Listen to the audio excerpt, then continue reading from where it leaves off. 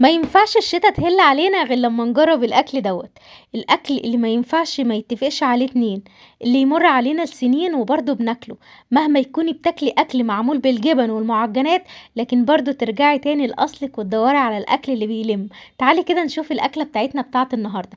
جِبت معلقتين رُز وحطيتهم في طبق ونقعتهم كويس جدًا، وبعد كده جِبت بصلاية متوسطة الحجم وبدأت اللي أنا أقطّعها أو أبشرها على حسب ما أنتِ عايزة.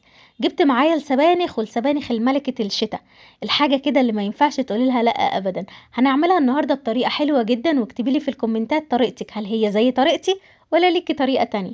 جِبت السبانخ وغسلتها كويس جدًا، وبدأت اللي أنا أقطّعها بالشكل اللي أنتِ لسه شايفاه، طبعًا قطّعت الورق بس، في ناس بتحب تحط عليها كزبرة وشبت، اللي أنتِ عايزاه حطيه. بعد كده قُلت لأ ما ينفعش بقى كده سبانخ وبس، نعمل شوية بتنجان مخلل لزوم الأكلة الجميلة ديّة. ما هو لازم عشان تعملي أكل حلو يبقى كله متمزج كده مع بعضه والأكل يكون كله طعمه حلو، لازم الأكلة تكمل كلها على بعضيها.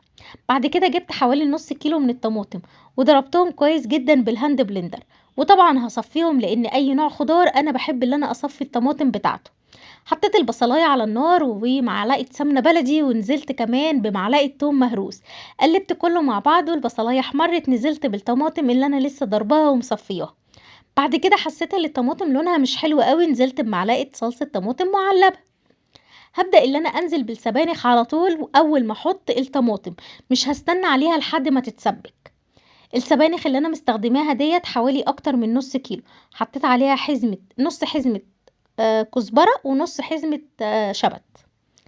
بعد كده حطيت الخضرة كلها على السبانخ وقفلت الحلة، هتهبط دلوقتي كلها مع السوا زي ما انت شايفة كده.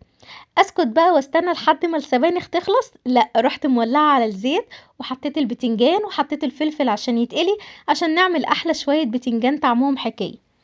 جبت الرز اللي انا كنت مصفياه، وبدات اللي انا كنت نقعاه صفيته وحطيته على السبانخ بالشكل دوت، وهسيبه يستوي. جبت معايا حله ونزلت بشويه كده من الزيت على نص معلقه من السمنه البلدي وشويه شعريه، حمرتهم وبقى لونهم حلو جدا. نزلت بالرز المغسول، هعمل شوية شعرية، شوية رز بالشعرية طعمهم يجنن جنب السبانخ. بعد كده حطيت الملح وهنزل بمقدار المية على حسب كمية الرز اللي انت حطاه، يعني لو عاملة كوبايتين من الرز يبقى هتحطي كوبايتين من المية. غطيت الحلة وسبتها بقى تاخد أول غلوة، بعد كده هوطي عليها النار. جيت هنا عند السبانخ هحط الملح والفلفل الأسود، وممكن تحطي نص معلقة صغيرة من السبع البهارات لو انت حابة.